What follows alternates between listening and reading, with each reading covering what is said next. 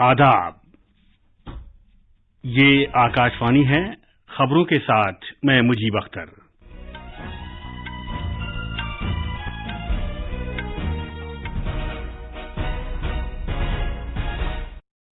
वजीर आजम नरेंद्र मोदी ने कहा है कि सरकार मुल्क में एक भारत एक जज्बे के तहत सेहत से मुतालिक बुनियादी ढांचा बनाने की कोशिशें कर रही है। रूस और यूक्रेन के दरमियान जंग का आज तीसरा दिन है और कीव के नवाही इलाकों से शदीद लड़ाई की खबर मिली है। अक़वाम मुत्तहिदा सलामती कौंसिल में रूस और यूक्रेन के तनाज़े के बारे में अमरीका की तरफ से पेश की गई करारदाद पर भारत ने वोटिंग में हिस्सा नहीं लिया। रूस ने फेसबुक तक रसाई को जुज़वी तौर पर महदूद कर दिया है और उत्तर प्रदेश असेंबली चुनाव के 2 आखिरी मरहलों और मणिपुर असेंबली के दूसरे दौर के लिए इंतखाबी मुहिम में तेजी आ गई है।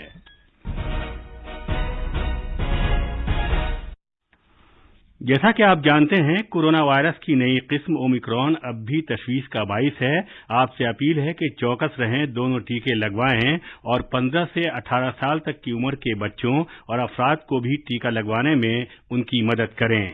महफूज रहें और ये 3 आसान तरीके अपनाएं। चेहरे पर मास्क लगाएं, 2 गज की दूरी बरकरार रखें और हाथ और चेहरा साफ रखने पर खास ध्यान दें। अब खबरें तफसील से।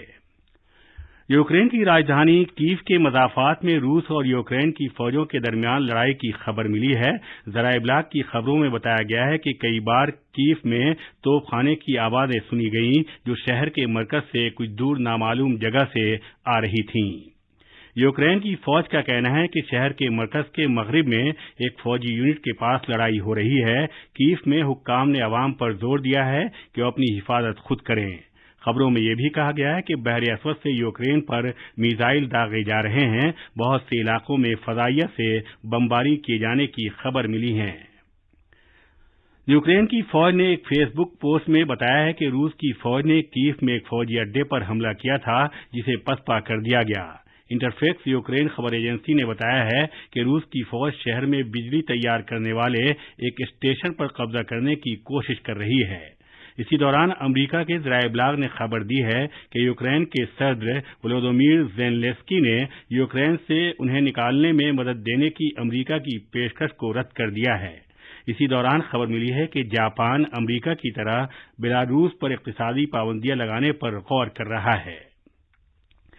वज़ीर आज़म नरेंद्र मोदी ने कहा है कि सरकार मुल्क में एक भारत एक सेहत के जज्बे से सेहत से मुतालिक बुनियादी ढांचा बनाने पर काम कर रही है।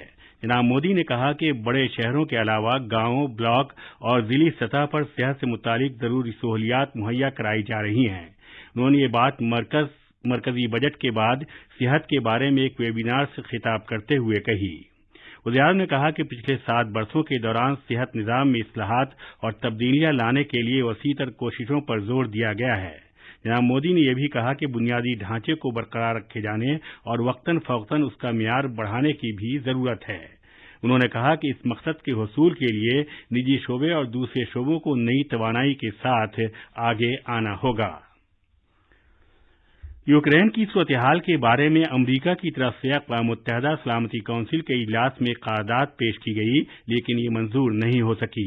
15 मुल्कों पर मुश्तमिल सलामती कौंसिल में इस करारदाद के हक में 11 मुल्कों ने वोट दिया, जबकि रूस ने इसे वीटो कर दिया।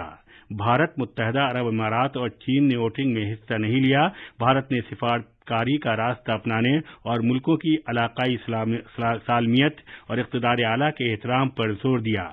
भारत ने फौरी तौर पर मुखासमाना कार्रवाइयां और तशद्दुद बंद कर देने को कहा, जैसा कि वज़ीर आज़म नरेंद्र मोदी ने सदर पुतिन से कहा था। भारत ने मजीद कहा कि तमाम मेंबर मुल्कों को बैनुल-अक़वामी कानून और अक़वाम मुत्तहिदा के मंशूर पर अमल करना चाहिए, क्योंकि ये आगे बढ़ने का तामीरी रास्ता फराहम करते हैं। अक़वाम मुत्तहिदा में भारत के मुस्तकिल नुमाइंदे टी.एस. तिरुमूर्ति ने सलामती कौंसिल में कहा कि ये बड़े अफसोस की बात है कि सिफारतकारी का रास्ता तर्क कर दिया गया। हमें इस रास्ते पर वापस आना चाहिए। इन्हीं तमाम वजूहात की बिना पर भारत ने करारदाद पर वोटिंग में हिस्सा लेने से गुरेज किया। रूस ने ऐलान किया है कि उसने फेसबुक पर रसाई को जुज़वी तौर पर महदूद कर दिया है। इससे पहले सोशल नेटवर्क प्लेटफॉर्म ने यूक्रेन में रूसी कार्रवाई की वजह से क्रेमलिन की हिमायत वाली कई मीडिया तंजीमों और इदारों को महदूद कर दिया था। इन जुज़वी पाबंदियों पर कल से अमल शुरू हो चुका है।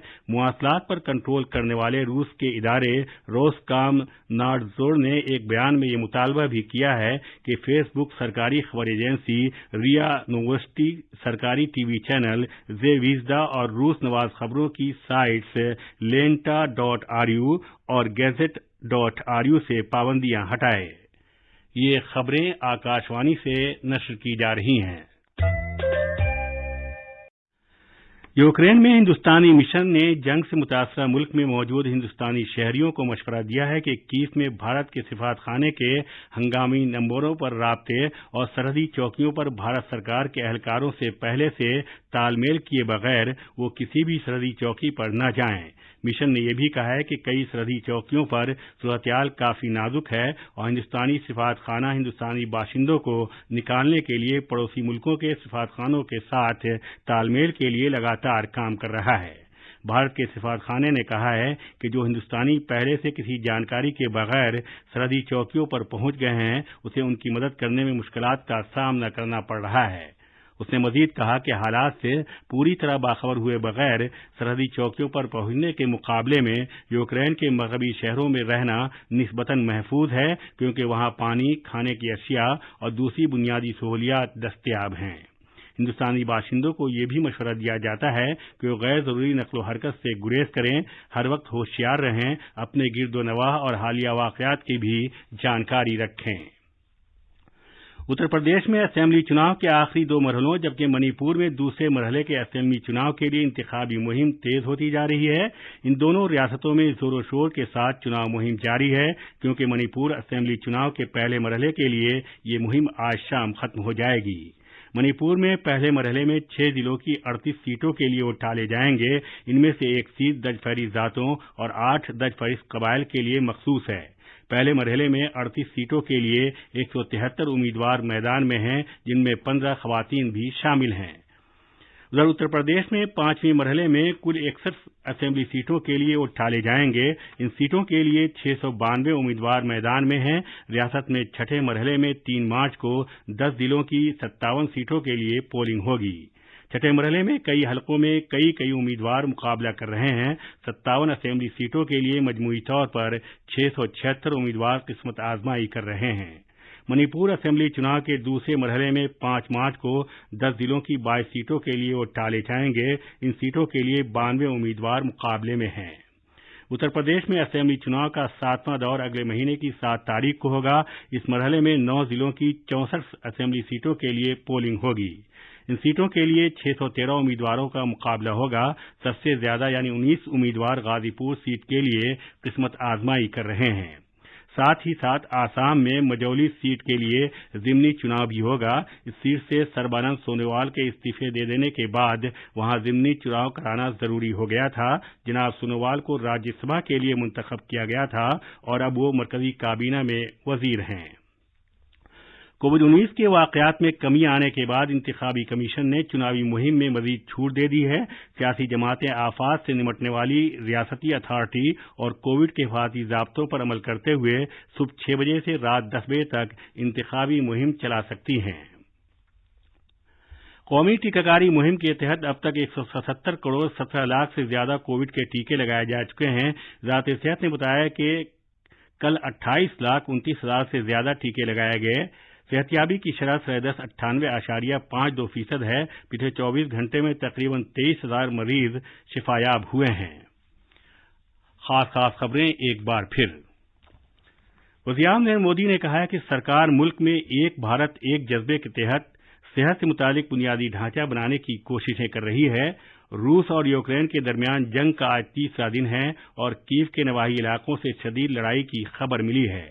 अक़वाम मुत्तहिदा सलामती कौंसिल में रूस और यूक्रेन के तनाज़े के बारे में अमरीका की तरफ से पेश की गई करारदाद पर भारत ने वोटिंग में हिस्सा नहीं लिया।